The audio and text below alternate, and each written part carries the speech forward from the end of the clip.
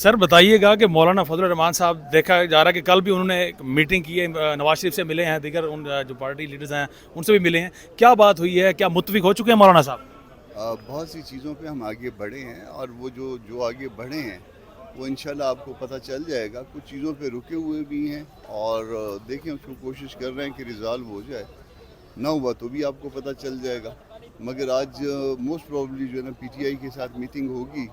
PTI वालों को मेरे ख्याल मैसेज तो किया था रात को और उनको कहा था कि आप आज को मीटिंग के लिए ज़रा ज़हन बना लें, तो आज उनके साथ बैठते हैं, जो कुछ है वो उनके साथ शेयर करते हैं। अच्छा, कमरान मुर्तज़ा साहब, JUI ने बिलावल भुट्टो या दीगर जो हुकूमती पार्टीज़ हैं उनको मना लिया है या मौलाना साहब ने उनको मना लिया? हमने और पीपल्स पार्टी ने एक जॉइंट डॉक्यूमेंट बनाया था। जो जॉइंट डॉक्यूमेंट बना था, हालांकि वो अभी तक मुझे एक मसवदा उन्होंने शेयर नहीं किया, मुर्तज़ा ने करना था, वो हमने एक जॉइंट डॉक्यूमेंट बनाया था, लैपटॉप उसके पास था। अभी तक डॉक्यूमेंट उसने दिया नहीं है, मगर जॉइंट डॉक्यूमेंट हमारे और पीपल्स पार्टी के दरमियान अब एक एग्जिस्ट करता है। सर आर्टिकल 199 थे, 199 था जो बड़ा खतरनाक समझा जा रहा था, उस वाले से खतरनाक था, सब निकाल दिया। और इस वक्त आप ये भी देख रहे हैं कि आईनी अदालतें चूंकि बन रही हैं, तो आईनी अदालतों में काजी फायदा ही चीफ जस्टिस होंगे दोबारा से, किसने कहा आईनी अदालतें बन रही? क्योंकि मौलाना साहब का कुछ इस तरह के मीडिया पर कुछ खबरें चली कि वो राजी हो चुके हैं।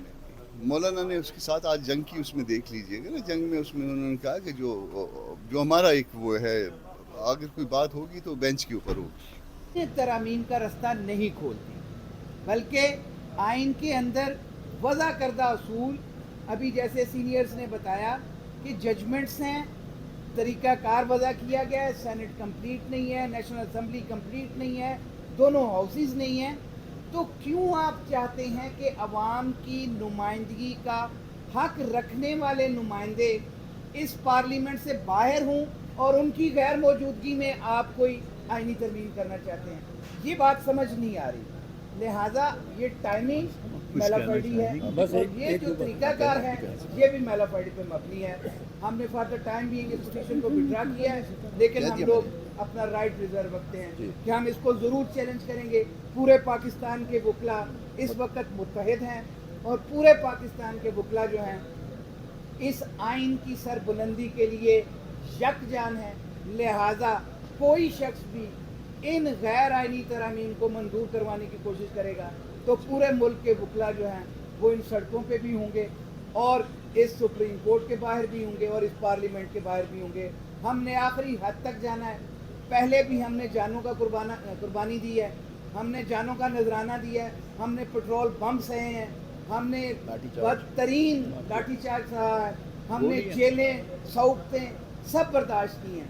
लेकिन आज भी हम कहते हैं कि इस मुल्क के साथ अगर कोई हुब्बुल वतनी रखता है तो फौरी तौर पे इन आइनी तरामीम के इस खेल को फौरी तौर पर ख़त्म किया जाए और एक लेजिटिमेट गवर्नमेंट, एक लेजिटिमेट पार्लियामान जिसके अंदर सारे नुमाइंदगी का हक रखने वाले नुमाइंदे मौजूद हों, तब ये पार्लियामान के सामने रखी जाए। और सबसे बड़ा मुतालबा ये है कि फिल फॉर सीनियर मोस्ट जज ऑफ द सुप्रीम कोर्ट जो हैं उनका नोटिफिकेशन किया जाए। इस बात को भी मैं वादे करता चला जाऊं कि हमने इससे पहले लाहौर हाई कोर्ट में जब इन्होंने तीन लोगों में से कंसीडर करके कराची वाली और लाहौर वाली इनमें चीफ जस्टिस का इंतखाब किया था, तब भी हमने एजिटेट किया था, तब भी हमने प्रेस कॉन्फ्रेंस की थी, तब भी हमने पिटीशन फाइल की हुई है जिसके ऊपर ऑब्जेक्शन लगा के रखा हुआ है और उसको आज तक नहीं लगाया। हम कहते हैं कि सीनियरिटी पे अमल करेंगे तो ये तमाम बुराइयों की जड़ ख़त्म होगी। नीचे वाले जजेस अपनी लॉबियां करना बंद करेंगे। सुप्रीम कोर्ट के अंदर, हाई कोर्ट के अंदर ये लॉबिंग सिस्टम होगा तो फिर कोई भी शख्स जो है वो आज़ाद फैसले नहीं दे सकता। इसलिए सीनियरिटी होगी। अगर कोई गलत आदमी भी आता है तो with the passage of time drain हो जाता है, लेकिन हम कहते हैं कि सीनियरिटी के उसूल पे आज ही नोटिफिकेशन होना चाहिए। 3 महीने पहले 89 डेज बिफोर इन काजी साहब का नोटिफिकेशन किया गया था। आज सीनियर मोस्ट जज का क्यों नोटिफिकेशन रोका हुआ है? Thank you. और वो चाहते हैं कि हमें इस तरह से हम अपनी एक्सटेंशन जो है वो कर लें, अदरवाइज़ ये जो कॉन्स्टिट्यूशनल अमेंडमेंट पेश की गई है یہ آئین کے خلاف ہے, بنیادی حقوق کے خلاف ہے. ہمارے فنڈامنٹل رائٹس اگر جن لوگوں کو پتہ ہے ان کو پتہ ہے کہ وہ ان پہ کتنی بڑی زد پڑے گی اس سے. تو ہماری یہ درخواست ہے کہ انڈیپینڈنس آف جوڈیشری اور سپرمیسی آف لا کے لیے جو کہ کنسٹیٹیوشن میں موجود ہے کہ جو سینئر آدمی ہے اس کو اپائنٹ کیا جائے اور اس کا نوٹیفیکیشن فوری جاری کیا جائے.